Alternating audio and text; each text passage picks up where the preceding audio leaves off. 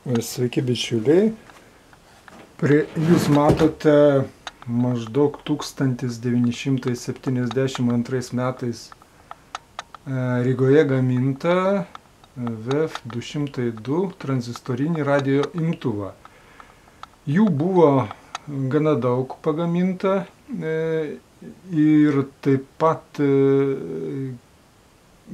buvo jau mažiau pagaminta ne juodos spalvos, bet kitomis spalvomis, tai raudona spalva buvo šitie imtuvai, raudonuose korpusuose, netgi geltoname buvo. Ir štai pas mane toksai gan retas yra žydros spalvos. Šis radio imtuvas gaudo tuos dažnius, kuriuos jisai tada ir gaudė, kai buvo tik tai pagamintas, tai yra trumpom bangom radio stotis gaudo, viduriniam bangom, ilgosiomis. Ir taip pat šiame imtuve yra įtaisytas skaitmeninis FM bangų imtuvėlis. Taip kad čia šitas radio aparatas yra visiškai pilnavertis. Štai dabar įjungsime. Dabar yra 31 metro bangomis kažkokia stotis.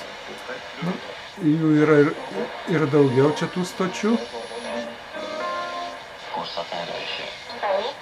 Gana nemažai. Taip pat dabar bus jums tikriausiai įdomu FM bangos.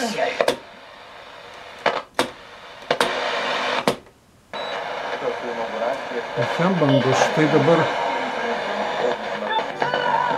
pademonstruosiu, ką šitas tranzistorinis aparatas sugeba pagauti maždaug 75 km nuo Vilniaus.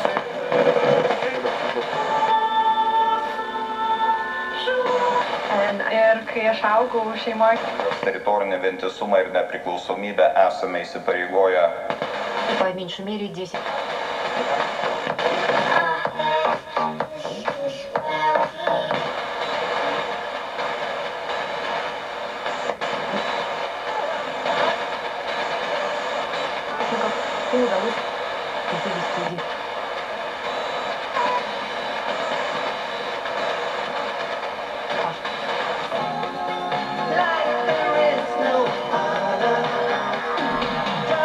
Фотографии могил и военных поездок.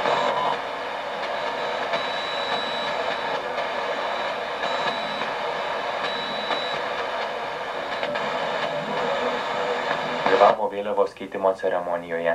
Ten, kreipdamasis į žmones, Nausėda pabrėžė.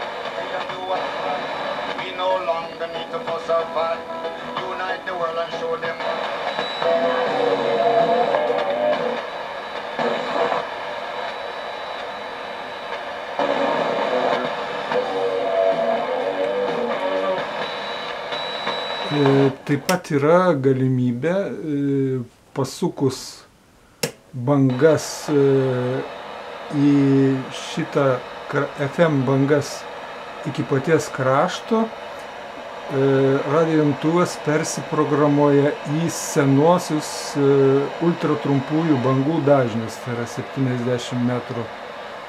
Nors šito aš nedarau, nes ten beveik nėra stočių radio, nebent viena kita iš Gudų, čia rytų Lietuvoje galima klausyti. Bet ačiū, Gudų radio stočių man nereikia.